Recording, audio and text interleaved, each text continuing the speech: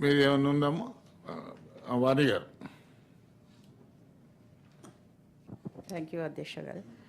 ఇప్పటిదాకా కవిత గారు అడిగినట్టుగా ఇది రెండు విధాలా ఉపయోగపడుతుంది. ఈ హనీబీ గురించి, కాలనీ గురించి ఇప్పటిదాకా ఆలోచించకుండా ఇప్పుడు కనీసం ఇప్పుడు ఆలోచించండి, దీని గురించి కొంచెం ఏదన్నా చేస్తే బాగుంటుంది. ఇది రైతన్నలకు రైతులకు ఇద్దరికీ పనికొచ్చే విషయం. ఇది నేను ఒక చేనేత రాష్ట్రానికి చేనేత పరిశ్రమకి సంబంధించిన చిన్న విషయాన్ని మీ అందరితో పంచుకుంటాను సార్.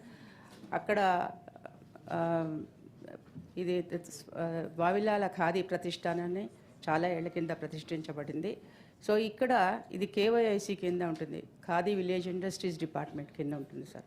సో ఇక్కడ ఖాదీ కన్నా ఎక్కువ ఈ విలేజ్ ఇండస్ట్రీస్ ఏదైతే గిరిజనులు తీసుకొచ్చిన అనేక వస్తువులను ఎక్కువ అమ్ముతాం. అందులో మొదటిది తేనె. సో తేనె పరిశ్రమ గురించి ఇది రైతులకు ఉపయోగము, అట్లాగే మరి నేతలకు కూడా ఉపయోగం కనుక దీని గురించి ప్రభుత్వం కొంచెం శ్రద్ధ పెట్టి ఇంకా ఇంప్రూవ్ చేయాలని మీ ద్వారా నేను కోరుతున్నాను.